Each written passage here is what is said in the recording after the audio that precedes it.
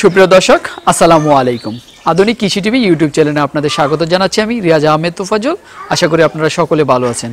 দেশ ও দেশের বাইরে থেকে যেখান থেকে বসে আমাদের এই প্রতিবেদনটা দেখতেছেন, আপনাদের সকলের দীর্ঘ এবং সুস্বাস্থ্য কামনা করে শুরু করছি আমাদের আজকের প্রতিবেদন।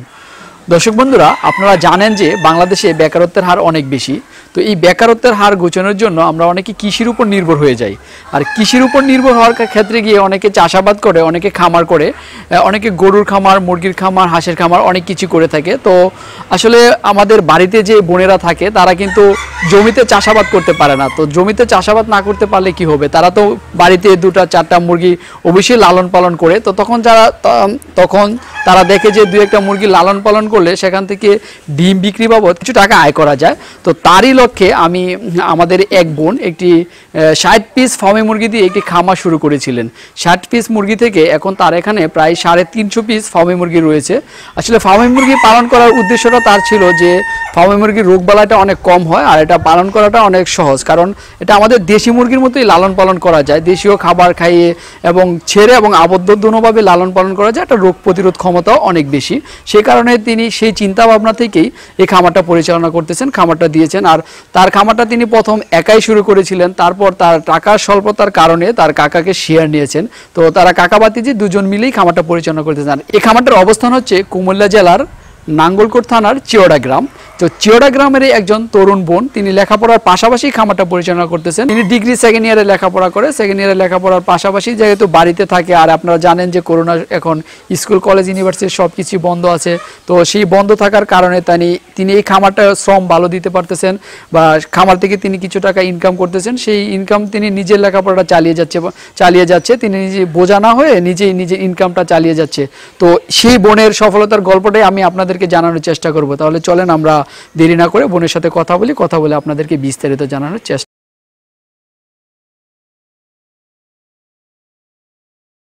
সম্মানিত ভিউয়ার্স, আপনারা দেখতেছেন যে আমি একটি ফার্মি মুরগির খামারের সামনে দাঁড়িয়ে রয়েছি। আমার সামনে কিছু ফার্মি মুরগির ডিম রয়েছে। ডিমগুলো আমি দেখলাম যে মাত্র এই ডিমগুলো সংগ্রহ করলেন, মানে তিনি খাঁচা থেকে বের করলেন। আর আমার সামনে দাঁড়িয়ে রয়েছে যে এই খামারটা যিনি পরিচালনা করতেছেন, এই খামারের মালিক। আসলে এই খামারটা দুজন মিলে পরিচালনা করতেছেন, তারা কাকা বাস্তি দুজন মিলে খামারটা পরিচালনা করতেছেন। আসলে এত কিছু থাকতেই ফার্মি মুরগির খামার করতে কীভাবে উদ্বুদ্ধ হলে সেটা আসলে আপনাদেরকে জানানোর চেষ্টা করব। আসসালামু আলাইকুম আপা, কেমন আছেন? ওয়ালাইকুম আসসালাম, আলহামদুলিল্লাহ আমি ভালো আছি। আপনি ভালো আছেন? এই তো আলহামদুলিল্লাহ ভালো। তো আমরা দেখলাম যে আপনি অনেক সুন্দরভাবে কিছু ফার্মি মুরগি লালন পালন করতেছেন। আসলে এই যে ফার্মি মুরগি লালন পালন করতেছেন, এই ফার্মি মুরগি লালন পালন করার চিন্তা ভাবনাটা আপনার মাথায় কিভাবে আসলো, শুরুটা কিভাবে করলেন? হ্যাঁ, আমি আসলে ফার্স্ট আমি 18 সালে কুমিল্লা যুব উন্নয়ন থেকে একটা ট্রেনিং করছি 3 মাসের। তো ওখান থেকে আমার ট্রেনিংয়ের পর যেহেতু ট্রেনিং করছি, ট্রেনিংটা একটা কাজে লাগানোর প্রয়োজন, সেজন্য আমি মুরগি বিজনেসটা, যেহেতু বাড়িতে আমি মেয়ে হিসেবে একটা বাড়িতে থাকার প্রয়োজন, বাড়িতে থাকি মুরগিগুলো মানে মুরগি পালার একটা করছি। এখন ইউটিউবে সার্চ দিলাম, দেখলাম যে কোন মুরগিটা বেস্ট হবে আমার জন্য। তো দেখলাম যে ফার্মিটার দেখলাম বেশি সব দিক ম্যানেজমেন্ট করে দেখে যে ফার্মিটা আমার জন্য ভালো হবে। ফার্মির রোগ প্রতিরোধ ক্ষমতাটা বেশি এবং ডিম বেশি দেয়, টানা 18 মাস ডিম দেয়। তো ওই দিক বিবেচনা করে আবার পারিবারিকভাবে এটা পালার জন্য বেস্ট। তো সেই হিসেবে আমি ভাবলাম যে ফার্মিটাই পালার উদ্যোগ নিয়েছি আর কি। আচ্ছা, তো প্রথম কত পিস ফার্মি মুরগি আনছিলেন?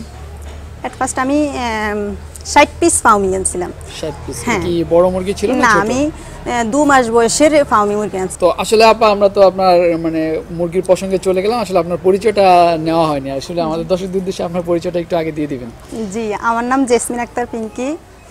আমি বর্তমানে পড়ালেখা করতেছি, ডিগ্রি 2nd ইয়ার। তার পাশাপাশি নিজে কিছু করার চেষ্টা থেকেই এই মুরগি সেক্টরে আসা আর কি। আচ্ছা, বাড়িতে যেহেতু আছেন সেই কারণে মুরগি শুরু করেন। প্রথম বলছিলেন যে 60 পিস দিয়ে শুরু করেন। জি, 60 পিস। এখন কত পিস আছে আপনার এখানে? এখন বর্তমানে 350 পিস আছে আমার এখানে, প্লাস মাইনাস, মানে 350 থেকে প্লাস বা মাইনাস কিছুটা কম বা বেশি হতে পারে। এক্স্যাক্টলি বলতে পারতেছেন না যে কতটা, 350 এর মতো হবে এরকমই আছে। এখানে কি মুরগ আর মুরগির পার্সেন্টেজটা কি আপনার জানা আছে, কতটা রাখছেন? জি, আমার এখানে প্রতি 60টা মুরগির জন্য একটা মোরগ দিছি। মানে এইরকম অনুপাতে দিচ্ছেন? জি। তো আমরা তো এসে দেখলাম আপনারা মানে কাকাবাতি দুজন মিলে ডিম সংগ্রহ করতেছেন। আসলে আজকে কতটা ডিম পাইলেন? আজকে এখানে প্রায় আমাদের 200 হয় নাই এখনো, কারণ এখনো দিনের অর্ধেকটা সময় বাকি আছে। প্রতিদিন আমরা 220 বা 30টা এরকম করে ডিম পাই আর কি। 220-30টা পাচ্ছেন না? তো এই যে আপনি মুরগিগুলো লালন পালন করতেছেন, আসলে ডিম এখন সংগ্রহ করতেছেন, আসলে প্রথম কতদিন মানে আনার আপনি কতদিন পরে ডিম পাইছিলেন? এগুলা জিরো বাচ্চা থেকে 4.5 মাস হয় নাই, 4 মাস 15 দিনের সময় আমরা ফার্স্ট টাইম ডিম পাইছি এগুলার। 4 মাস 15 দিন? জি। 4 মাস 15 দিন হলে তো অনেক আগে ডিম পাইছেন। আসলে জি, জি। সচরাচর কি খাবারের উপরে ডিপেন্ড করে নাকি? পরিচর্যার উপরে নির্ভর করে আর কি। পরিচর্যা ভালো হলে ডিমটা একটু আর্লি আসে। হ্যাঁ। আচ্ছা, তো এই যে আপনি যে ডিমগুলো মানে প্রতিদিন সংগ্রহ করতেছেন, এই ডিমগুলো কি করেন? এগুলো তো যেহেতু আমরা প্যারেন্টস আকারে করছি, বাচ্চা ফুটানোর কাজে আমাদের মেশিন আছে, ইনকিউবেটর আছে, ইনকিউবেটরে আমরা দিয়ে দিই। প্রত্যেক মাসে আমাদের ইনকিউবেটরে 500 পিস বাচ্চা নামে। তো ওই হিসেবে বাচ্চাগুলো সেল করি। জি, নিজে বাচ্চা ফুটাইতেছি। আচ্ছা আচ্ছা, এই বাচ্চা ফুটানোর চিন্তা ভাবনাটা মাথায় কেন আসলো বা এটা কিভাবে আসলো? এটা আসলে আমি যেহেতু পালতেছি, তো এখন এটা তো পারিবারিকভাবে পালার জন্য আগেই বলছি বেস্ট। তো মহিলারা পারিবারিকভাবে পালার জন্য এটা যেহেতু রোগ প্রতিরোধ ক্ষমতা বেশি, এখন পালার জন্য ওনারা সবাই আসে বলে যে আমার এগুলো থেকে বিক্রি করার জন্য। এখন আমি তো এগুলো প্যারেন্টস আকারে করছি, এখন আমি তো এগুলো বিক্রি করতে পারতেছি না। ফার্স্ট টাইম ভাবছি ডিমের জন্য করবো, এখন দেখতেছি বাচ্চার চাহিদাটা বেশি ডিমের চাইতেও। তো ওই চিন্তা থেকেই আমি একটা মেশিন কালেক্ট করছি, মেশিন কালেক্ট করা থেকে এখন বাচ্চা ফোটানোটা করছি। আমরা যতটুকু জানি আপনার এলাকায় তো মনে হয় এই মুরগি কেউ লালন পালন করে না? না, এট ফার্স্ট আমি নিয়ে আসছি। আচ্ছা, আপনি প্রথম আনছেন, মুরগিগুলো দেখতে হতে অনেক সুন্দর, সেই কারণে হয়তো অনেক আগ্রহ দেখাচ্ছে। আসলে মানুষ যেটা সুন্দর লাগে ওইটাই বেশি কেনার জন্য চায় আর কি। এই যে আপনি যে মুরগি লালন পালন করতেছেন, এই যে লালন পালন করতে গিয়ে কোনো রকম সমস্যায় পড়ছেন কিনা? সমস্যা তো অনেক সমস্যা আছে, আবার সমাধানও আছে। এখন সমস্যা বলতে, যেহেতু আমি এটা ফার্স্ট করছি, তো তখন মানে খাদ্য নিয়ে আসা বা খাদ্য সংগ্রহ করা, কোথায় খাদ্য পাওয়া যায় এগুলার, কোথায় ভ্যাকসিন, কোথায় ওষুধ, এগুলার আগে তথ্য নিতে হয়েছে কোথায় কোনটা পাওয়া যায়। তো আস্তে আস্তে এগুলা কালেক্ট করতে করতে তো তখন আমি কাকার সাথে এগুলা কন্ট্যাক্ট করছি। এখন কাকা কি করে, আমার খাদ্যটা নিয়ে আসে, এখন আমি পরিচর্যাটা করি বাড়িতে। খাদ্য আমি করি আর বাইরের কাজগুলো কাকা করে। সেজন্য দুজনের ফার্স্ট টাইম আমি একা করি, এরপরে কাকাকে সহ শেয়ারে নেওয়ার পরে দুজন মিলে এখন করতেছি। আলহামদুলিল্লাহ এখন ভালো আছি। ভালো আছেন তো? আপনার ইনকিউবেটরটা যে বললেন ইনকিউবেটর করেছেন, এটা কতটা বাচ্চা মানে একবারে ফোটানো যায়, কতটা ডিম দেওয়া যায়? একসাথে দেওয়া যায় 600 পিস। তো ওখান থেকে আমরা 500 পিস বাচ্চা নামে আর কি, প্রায় মানে 500-এর মতো নামে, প্লাস মাইনাস হয়। হ্যাঁ। তো এই যে আপনি তো এইগুলো তো আমরা জানি যে পারিবারিক যে খাবার ওইগুলো দিয়ে লালন পালন করা যায়, আপনি কোন খাবারটা দিচ্ছেন? আমরা লেয়ার 1 দিচ্ছি, পাশাপাশি বিভিন্ন ধরনের শাকসবজি দেই, যখন যেটা সিজনাল শাকসবজি যেগুলো পাওয়া যায় ওগুলোও দেই, আর এমনিতে লেয়ার 1 খাদ্যটাই দিই। লেয়ার 1 খাবারটা দেন, এটাই বেস্ট? জি, এটাই বেস্ট। আচ্ছা, এই যে মুরগিগুলো কিন্তু আপনি তো যেহেতু যুব উন্নয়নে ট্রেনিং করছেন, আপনি তো জানেন যে মুরগিগুলোকে অনেক ভ্যাকসিন করা লাগে। হ্যাঁ, অবশ্যই ভ্যাকসিন মোটামুটি তো প্রায় 7-8টা ভ্যাকসিন করা লাগেই মাস্ট, যেগুলো না করলে চলে না, কিন্তু আরো অনেকগুলো করে। তো আপনি কোন কোন ভ্যাকসিনগুলো করছেন? আমি 5 দিন বয়সে একটা করছি রানীক্ষেতের ভ্যাকসিন, এরপরে 11 দিন বয়সে করছি গাম্বুরার, এরপরে 21 দিন বয়সে আবার রানীক্ষেতের একটা বুস্টার ডোজ করছি, এরপরে আবার 18 দিন বয়সে আবার গাম্বুরার ভ্যাকসিন করছি, এরপরে আবার করছি 2 মাস বয়সে রানীক্ষেতের বড় মুরগি যে রানে মাংস যে ভ্যাকসিনটা করা লাগে ওই ভ্যাকসিনটা করছি। এরপর থেকে প্রতি 3 মাস পর পর রানীক্ষেতের ভ্যাকসিনটা করাই আর কি। এখন আপনার এই মুরগিগুলোর বয়স কতদিন? বর্তমানে এগুলোর বয়স চলতেছে 7 মাস। 7 মাস, 4 মাস 4.5 মাসের মতো ডিম পেয়েছেন। 7 মাস, তার মানে ডিম রানিং আসছে 3 মাস, 2.5 মাসের মতো হয়ে গেছে। হ্যাঁ, রানিং আসছে। তো এখানে যে মুরগিগুলো আছে, যে আমরা তো দেখতেছি সুস্থ সবল এবং বালে আছে, আসলে এই মুরগিগুলো কিন্তু একটু চঞ্চল টাইপের হয়। যখন আমরা ঘরের ভিতরে যাই তখন লাফালাফি করে, আর আপনার যে মানে যদি কোনো কিছু দিক দিয়ে দৌড়াদৌড়ি করে বা মানে ভয় পেয়ে যায়, তো এই কোনো বন্য প্রাণী বা কোনো কিছু যাতে আক্রমণ না করতে পারে সেই জন্য কি মানে ঘরের বাইরে দা কোনো পদক্ষেপ নিচ্ছেন কিনা? হ্যাঁ, অবশ্যই নিচ্ছি। আমার এখানে হাফ ওয়াল দেয়া আছে আর সাইডে কাগজ দেয়া আছে, আর মধ্যখানে মুরগি আমরা সন্দেহ করছি, সেজন্য আমরা সিসি ক্যামেরা বসাইছি এটার মধ্যে। সিসি ক্যামেরাটা কি মানে মানুষের জন্য নাকি কোনো প্রাণীর বন্য প্রাণীর জন্য? মানুষের এটা এখানে কি কোনো ইয়ে করার দরকার নেই। একটা মুরগি বিক্রি করলে আর কত টাকায় চুরি করে কি করব? আচ্ছা আচ্ছা। এই যে মানে বোর্ডিং ব্যবস্থাতে নিয়ে খাবার দাবার সবকিছু তো আপনি মেনটেন করে থাকেন। জি। তো এই যে আপনি যে বোর্ডিং করছেন বাচ্চা বোর্ডিং করার সময় কোনো রকম প্রবলেম ফেস করছেন কিনা? ফার্স্ট টাইম প্রবলেম তো অবশ্যই ফেস করছি, কারণ তখন তো কতটুকু তাপ দিতে হবে বা একটা বাচ্চাকে কতটুকু খাদ্য দিতে হবে, কি পরিমাণ পানি দিতে হবে, এগুলা জানা থাকতো না। বা যদিও ট্রেনিং করেছি, ট্রেনিংয়ে কিন্তু এত কিছু মানে বিস্তারিত আমাদেরকে শেখায় না। তখন প্র্যাকটিক্যাল অভিজ্ঞতা থেকে আস্তে আস্তে নিজের জানার আগ্রহ থেকে, তথ্য সংগ্রহ করা থেকে নিজের আস্তে আস্তে নিজে শিখছি আর কি, নিজে থেকে ইউটিউব থেকে দেখে বা বড় বড় যারা খামারি আছে তাদেরকে বারবার ফোন দিয়ে বিরক্ত করে ওদের কাছ থেকে আস্তে আস্তে শিখে হয়েছে। তো আপনি তো এখন শিখে গেছেন, তো আমাদের দর্শকদের তো এটা শেখানো দরকার অবশ্যই। তো তাদের উদ্দেশ্যে একটু বলেন যে কিভাবে প্রথম মানে কতটুকু তাপমাত্রা রাখতে হয়, কি ভ্যাকসিনটা দিচ্ছেন, কি খাবারটা দিচ্ছেন, একটু তাদেরকে একটু বলে দেন। জি, আমরা যখন একটা বাচ্চা ফোটে তখন একদিন বয়স থেকে যে খাবারটা দিতে হয়, ওই খাবারটা হচ্ছে, যদি আপনি এগুলো ডিমের জন্য করেন বা আমি এগুলো বড় করবো, ডিম উৎপাদন করবো, তাহলে অবশ্যই এগুলোতে লেয়ার স্টেটা খাদ্য দিতে হবে। আর যদি না আপনি বড় করে মাংসের জন্য বিক্রি করে দিবেন, তাহলে আপনি ব্রয়লার স্টেটা বা সোনালি স্টেটা খাদ্যটা দিবেন। আর ভ্যাকসিন যেটা, এটা 1 থেকে 7 দিন বয়সের মধ্যে রানীক্ষেতের ভ্যাকসিন করতে হবে, 11 দিন বয়সে গাম্বুরা করতে হবে, যেটা আমি আগেই বলছি ভ্যাকসিন সিস্টেমগুলো। আর পানি সিস্টেম তো সবাই জানবে, এটা তো আর বলার প্রয়োজন মনে করি না। তাপমাত্রাটা কত? আর তাপমাত্রা যখন ফার্স্ট টাইম 1 দিন বয়স থেকে 1 দিন বয়সে অবশ্যই এটার 38 ডিগ্রি সেলসিয়াস রাখতে হবে। আর এরপর থেকে আস্তে আস্তে 36-35, আস্তে আস্তে যত দিন যাবে তত মুরগির ইয়েটা বাড়বে, আস্তে আস্তে তাপটা কমে যাবে।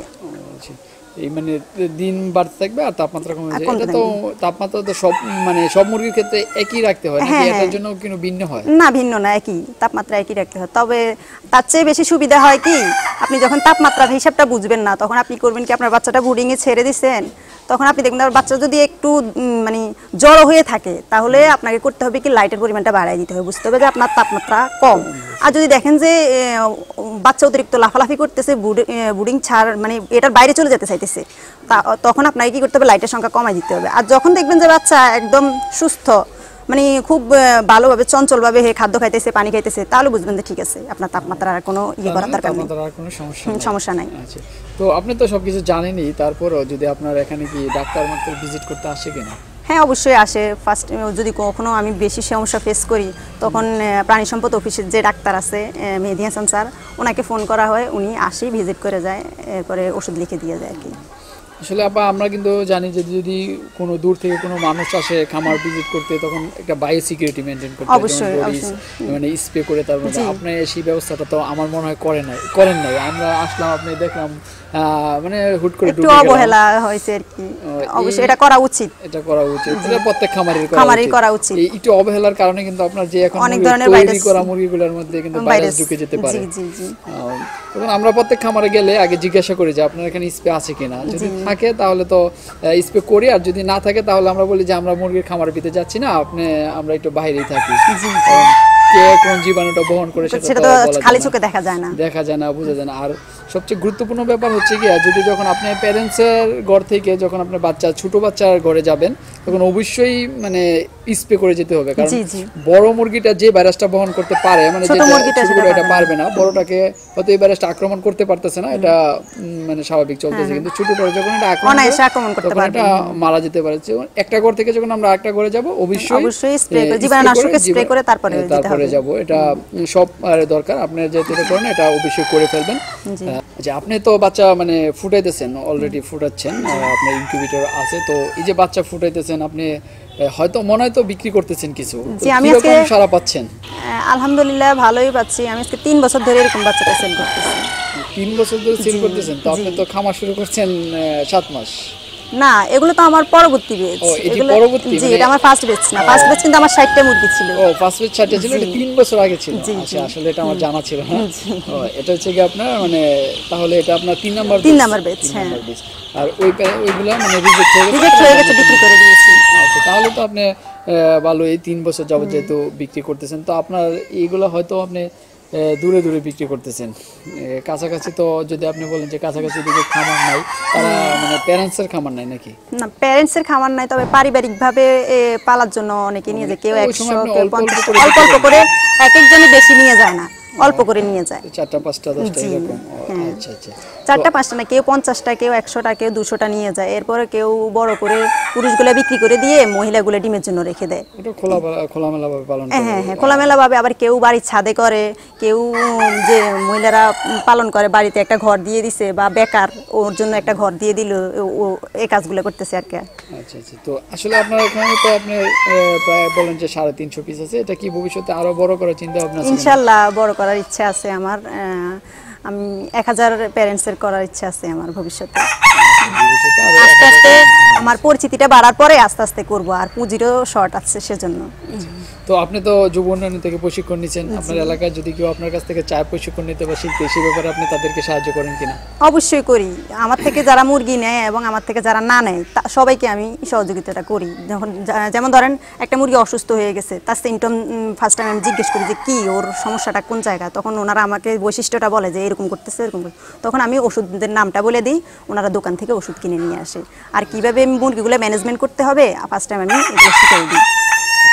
তো আপনি তো লেখাপড়া করতেছেন, লেখাপড়ার পাশাপাশি খামার পরিচালনা করতেছেন, তো আপনার মতো আপনার বান্ধবীরা বা আপনার পাড়া প্রতিবেশী আরো অনেকেই তো থাকতে পারে যারা বেকার করতেছে, তারা যাতে খামার করতে পারে আর কিভাবে খামার করে সফল হতে পারে, এটা তাদের উদ্দেশ্যে কিছু বলবেন?